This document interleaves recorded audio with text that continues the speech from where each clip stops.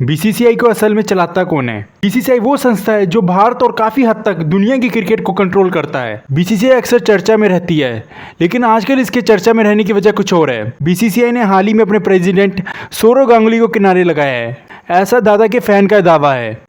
और इस दावे पर बीसीसीआई का रुख ये है कि गांगुली को हटाया नहीं गया है, बल्कि उसका कार्यकाल खत्म हो चुका है। बात चाहे जो भी हो, लेकिन सच ये है कि अब गांगुली बीसीसीआई से विदा हो चुके हैं। अब इस मसले पर आई रिपोर्ट्स को देखें तो समझ आता है कि गांगुली की विदाई में कई करैक्टर्स का हाथ रहा है। इन करैक्टर्स की बात आई तो हमने सोचा कि आज इसी मुद्दे पर बात करें कि बीसीसीआई को चलाता कौन है? सरकार।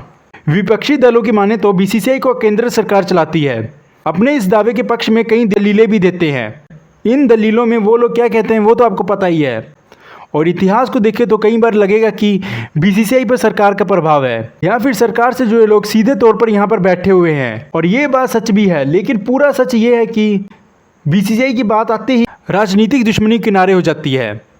यहाँ काम करने के लिए कट्टर से कट्टर दुश्मन पार्टीज भी हाथ मिला लेती है। बीसीसीआई का अभी का पैनल ही देख लीजिए। एक सिक्योरिटी पोस्ट पर केंद्रीय गृह मंत्री अमित शाह के बेटे जय शाह हैं। वहीं वाइस प्रेसिडेंट की पोस्ट पर राजीव शुक्ला। राजीव कांग्रेस के बड़े नेता हैं और वो सालों से बीसीसीआई में बने हुए हैं। मुंबई क्रिकेट एसोसिएशन के चुनाव होने वाले हैं और यहाँ बीजेपी और एनसीपी मिलकर चुनाव लड़ रहे हैं। ऐसे में ये कहना पूरी तरह से सही नहीं होगा कि इसे सरकार चलाती है। हाँ, ऐसा कहा जा सकता है कि बीसीसीआई को देश के राजनेता चलाते हैं और इसमें कोई बुराई नहीं है। ऐसा मैंने पूर्व सीएजी विनोद राय जी कहते हैं। अमित शाह।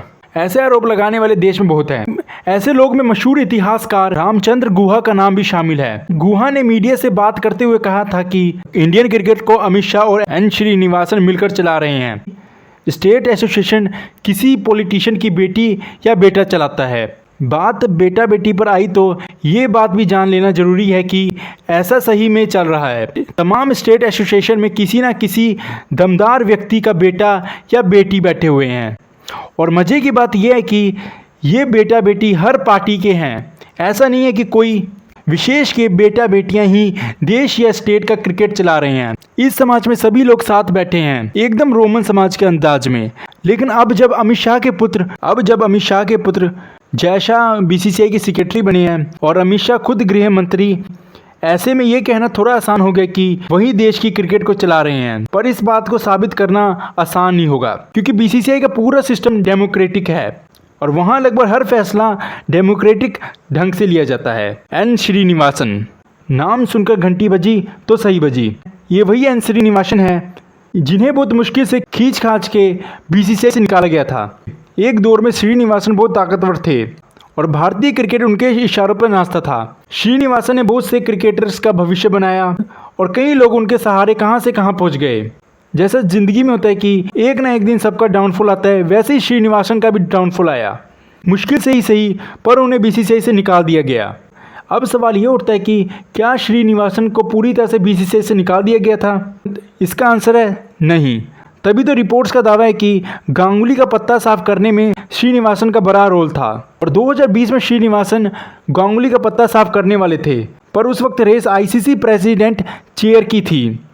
इस रेस में गांगुली के साथ श्रीनिवासन को शामिल किया गया था, पर बाद में गांगुली ने बीसीसीआई में रुकना चुना और श्रीनिवासन भी आईसीसी तक नहीं जा पाए। उस वक्त भी रिपोर्ट्स आई थी कि श्रीनिवासन को किसी ताकतवर केंद्रीय मंत्री का साथ था। अभी भी ये कहा जा रहा है कि एक केंद्रीय मंत्री के घर हुई मीटिंग में श्रीनिवासन के कहने पर गांगुली की बीसीसीआई से छुट्टी की गई। अब इतना बताने के बाद भी सवाल वहीं पर है कि आखिर बीसीसीआई को चलाता कौन है? तो दोस्तों, इसी के साथ इस वीडियो का एंड होता हुआ। अगर आपको ये वीडियो पसंद आई तो वीडियो को लाइक करें, चैनल को सब्सक्राइब करें। जय हिंद, वंदे मातरम।